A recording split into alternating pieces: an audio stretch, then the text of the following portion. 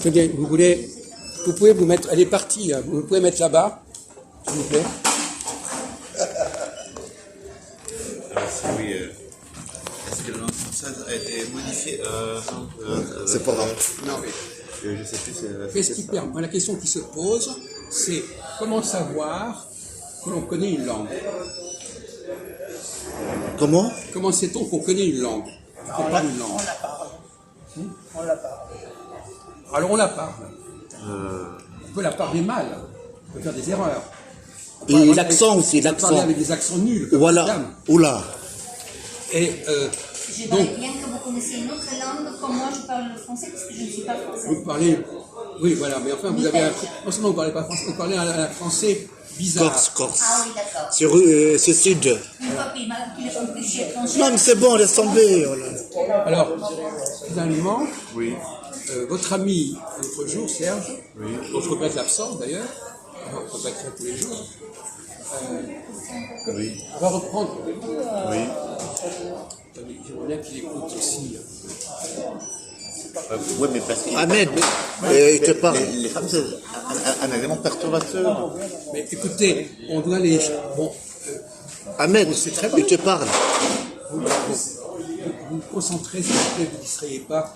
Ahmed, il te parle, Ahmed. Alors, donc, comment forme-t-on, on va reprendre la question qu'on avait abordée l'autre jour avec Serge, comment forme-t-on le féminin en français? Comment passe-t-on d'un adjectif masculin à un adjectif féminin ou l'inverse? Est-ce qu'on passe d'abord du masculin au féminin ou du féminin au masculin en français? En français, c'est masculin. Oui. Attendez, je vous demande d'être beaucoup plus prudent que vous le... C'est ce que je dis, je crois que, je pense que vous n'êtes pas dans c'est comme ceci ou comme cela. Parce que là, c'est très ambitieux. Prétendre qu'on sait... Le premier francophone venu, il dit je sais que, etc. Ça. Vous pouvez dire on m'a appris que c'est comme ça, ou bien il me semble que c'est comme ça, mais il ne faut pas parler trop vite et trop de façon trop définitive. Hein. Alors, donc, qu'est-ce qui permet, à votre avis, de passer du masculin au féminin ou du féminin au masculin? Quelle est la différence entre les Ah, il deux? parle de les femmes, les hommes. Ouais. On parle de la grammaire pour l'instant. Qu'est-ce qui permet de passer de l'un à l'autre? On parlait tout à l'heure de passage. Qu'est-ce qui permet de passer de ce qui est masculin au féminin? Oui, c'est pas la même chose quand même. C'est un problème de passage. Tout à l'heure, on Ouais. parlait de rituel de passage. Là, c'est un passage. Alors vous savez, on en a parlé l'autre jour avec... Ça veut dire la femme t'aide Quelle est le la règle? bzef. Quelle est la règle? La femme t'aide le bzef, t'as compris? Quelle est la règle qui permet de passer d'un genre à l'autre? C'est pas la même. Vous dites que vous avez appris le français, alors. Si, il comprend. Il répond pas, il est bloqué. Ça veut dire, alors je le vois là, je kiffe. Il est bloqué? Pourquoi il est bloqué? Non, il comprend. Mais pourquoi il est bloqué?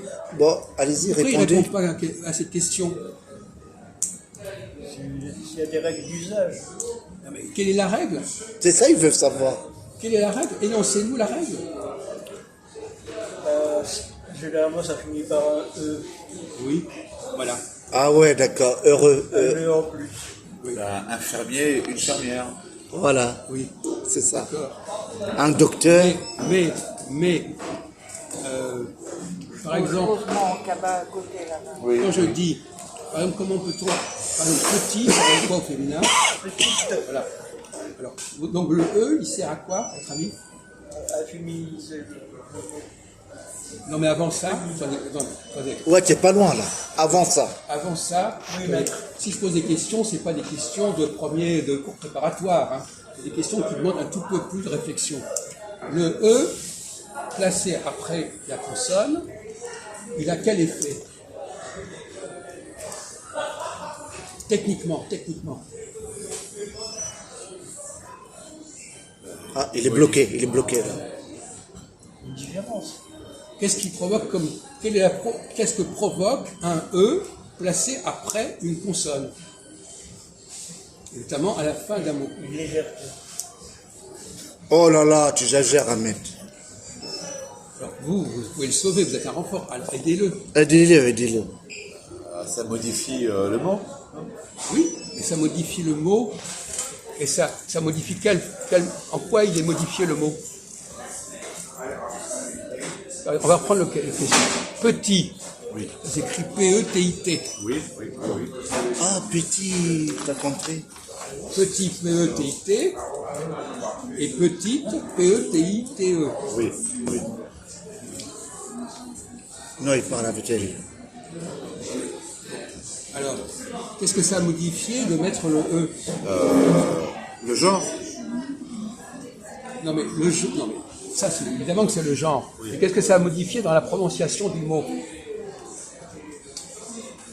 Dans la prononciation. Oui, bah oui, parce que la prononciation n'est pas la même. Oui. Le son n'est pas le même. Ah oui. Ah oui. Ah oui. Lui, il est en train de manger. Oui, non mais, ça y est. Oui, parce que petit, oui, oui. Oui, là, on ne prononce pas le T. Oui. Et là, on prononce le T. Oui, bravo. Mais ça, on vous l'avait déjà dit dans les cafés philo d'avant. On va? Vous l'avez oui. pas inventé. Oui, oui. Non, Oui, oui. c'est pas quelque chose qu'il a trouvé maintenant. Il se Oui. souvient de quelque chose qu'on avait dit Voilà, avant.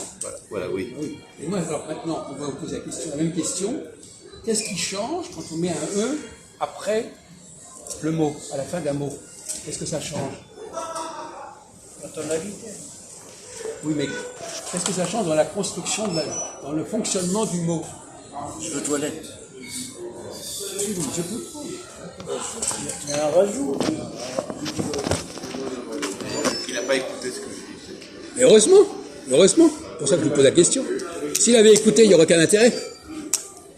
Et tout simplement, vous n'avez pas donné la réponse complète. Mais non. Parce que la réponse complète, elle n'était pas celle qu'on donnait il y a quelques années. Les recherches avancent. Ah bah oui. Alors, si vous appuyez sur des choses que vous avez apprises il y a 4 ans, ça ne va pas le faire.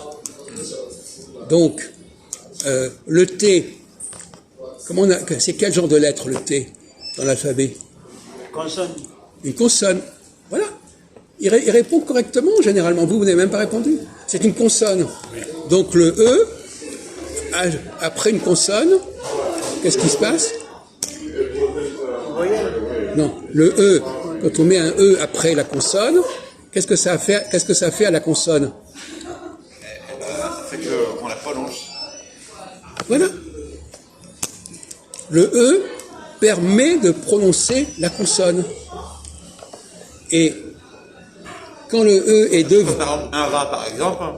Un rat, ça fait R-A-T. Une rate. Bon, bah, Voilà. comme il n'y a pas de voyelle après le T, bon, et ben, on ne prononce pas le T. Oui, le rat, quand il n'y a pas de E, on n'entend pas le Mais T. ça ne marche pas pour tout. Ça marche pas pour tous les mots. Regardez. Attendez, oui. Mais c'est bien évident qu'il y a des cas. Oui, ça ne marche pas pour tous les mots. Oui, je sais bien, mais il y a des règles comme générales qui existent. Alors, par exemple, pourquoi est-ce que, quand on dit manger, je veux manger, pourquoi est-ce qu'on ne prononce pas le R de manger? Vous qui connaissez la langue française, vous savez pas? Voilà. Alors pourquoi est-ce qu'on prononce? Alors, on vient de parler de la prononciation. On dit que quand on met un E après une consonne, on entend la consonne. Et comment ça se fait que quand on dit manger, on n'entend pas le R? C'est logique. Parce que Vous voyez, après, ben voilà. ah, mais ça ne marche pas pour tout. Regarde, par exemple, le soir. Le soir. Oui, Il n'y a pas de voyelle après le R, et pourtant on prononce le oui, R. exact. Tu veux entendre le gros pas? Par exemple. Non, mais il y a des exceptions, il y a des choses à corriger, c'est évident. C'est la grammaire. Bien entendu. On est d'accord là-dessus.